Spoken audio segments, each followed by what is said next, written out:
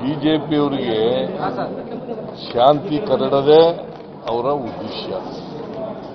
ಶಾಂತಿ ಕದಡದೇ ಅವರ ಉದ್ದೇಶ. ಈಗ ಮೈಸೂರಿನಲ್ಲಿ ಚಾಮುಂಡಿ ಬೆಟ್ಟ ಚಲೋ ಅಂತ ಮಾಡಿದ್ರು. RSSನವರು ಬೇರೆಯವ್ರ ಕಡೆಯಿಂದೆಲ್ಲ ಬಂದಿದ್ದಾರೆ. ಶಿವಮೊಗ್ಗದವರು, ಚಿಕ್ಕಮಗಳೂರವರು, ಕೊಡಗಿನವರು, ಚಾಮರಾಜನಗರದವರು, ಮಂಡ್ಯ ಇವೆಲ್ಲ ಬಂದು ನೆಮ್ಮದಿನ ಹಾಳು ಮಾಡೋದು, ಶಾಂತಿಯನ್ನು ಕದಡತಕ್ಕಂಥದ್ದು ಇದನ್ನ ಮಾಡ್ತಾರೆ.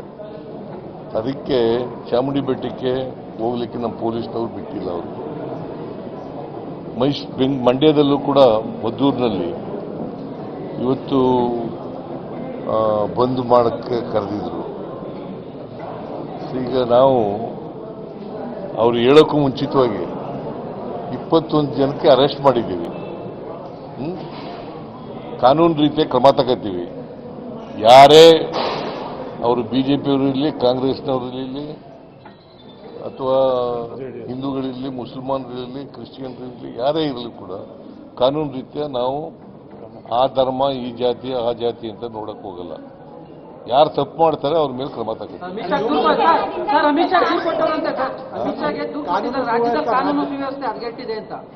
ಕಾನೂನು ಸುವ್ಯವಸ್ಥೆ ಹದಗೆಟ್ಟಿದೆ ಅಂತ ಅಮಿತ್ ಶಾ ದೂರು ಕೊಟ್ಟಿದ್ದಾರೆ ಬಿಜೆಪಿ ನಾಯಕರು. ಯಾರು? ರಾಜ್ಯ ಬಿಜೆಪಿ ನಾಯಕರು ಅಶೋಕ್ ವಿಜಯೇಂದ್ರ ಅಮಿತ್ ಶಾ ಅವರಿಗೆ ದೂರು ಕೊಟ್ಟಿದ್ದಾರೆ. ಕಾನೂನಿನ ಸುವ್ಯವಸ್ಥೆ ಕಾಪಾಡೋದು ರಾಜ್ಯ. ಕೇಂದ್ರದಲ್ಲಿ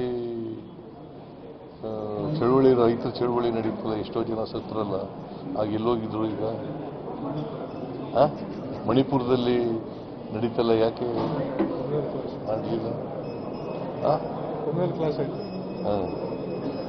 ಯಾಕ್ರಿ ಮಾಡಲಿಲ್ಲ? ಬಿಜೆಪಿಯವರು ಯಾಕೆ ಅಲ್ಲಿ ಮಾಡಲಿಲ್ಲ? ಇಲ್ಲಿ ಮಣಿಪುರದಲ್ಲಿ ಪ್ರೈಮ್ ಮಿನಿಸ್ಟರ್ ಹೋಗ್ಲೇ ಇಲ್ಲ ಅಲ್ಲಿಗೆ.